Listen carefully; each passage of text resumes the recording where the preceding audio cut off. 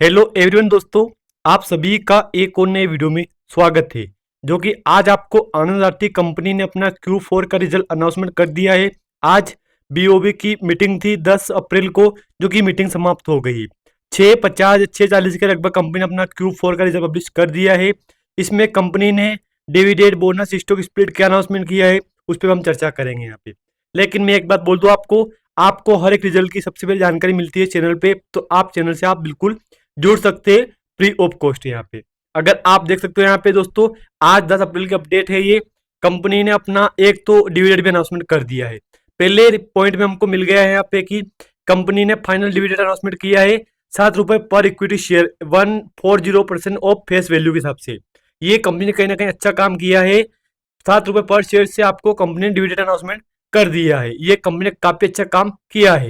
आप मेरी डिस्प्ले के ऊपर देख सकते हो रेवेन्यू फ्रॉम ऑपरेशन, कितना रेवेन्यू हुआ इसका। अगर मैं साल दर साल की बात करूं तो 18,428 करोड़ के आसपास का है। अगर मैं Q3 की बात करूं तो 23 था, लेकिन साल दर साल में तेजी आई और ईयरली बेस पे भी तेजी आई और क्वार्टरली बेस पे भी तेजी आई। मतलब कहीं ना कहीं 22 इस बार 22,195 करोड़ का आंकड़ा आया है।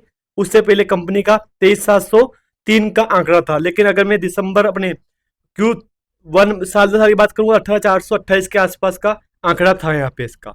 अगर मैं खर्चे की बात करूंगा, देखो इनकम हुई तो कहीं ना कहीं खर्चे भी तगड़े होंगे। ये बात तो आप भी जानते हो यहाँ पे, ये बात मैं भी जानता हूँ यहाँ पे।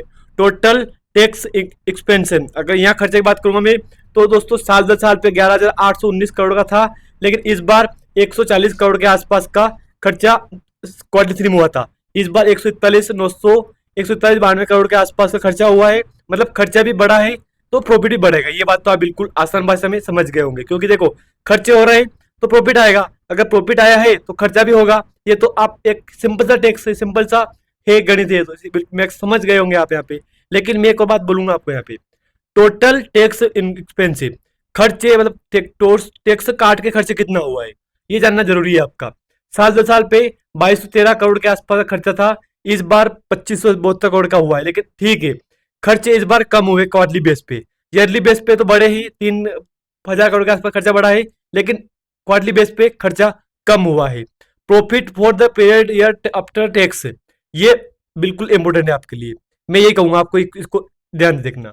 5,686 करोड़ का था साल दर साल पे, और ईयरली बेस पे 7,730 करोड़ का था। लेकिन इस बार Q4 में कहीं ना कहीं हमको टैक्स काट के खर्चा, मतलब टैक्स काट के प्रॉफिट कम हुआ है। ठीक है, कोई ना बड़ी बात नहीं है, कम हुआ है, ये बात आप जानते हो। और कंपनी ने कोई भी अनाउंसमेंट नहीं किया है। हाँ, एस्टिमेट रेवेन्यू इस बार मिसिंग है, क्योंकि दोस्तों किसी ब्रोकरेज कंपनी ने इसके बारे में नहीं कहा था कि कंपनी का रिजल्ट ये आ सकता है। लेकिन कंपनी ने कहीं ना कहीं एक अपना फाइनल डिविडेंड अनाउंसमेंट कर दिया है ना, ये कंपनी ने काफी अच्छा काम किया है। अगर आपको जानकारी अच्छी लगी तो लाइक और चैनल को भी आप सब्सक्राइब कर सकते हो।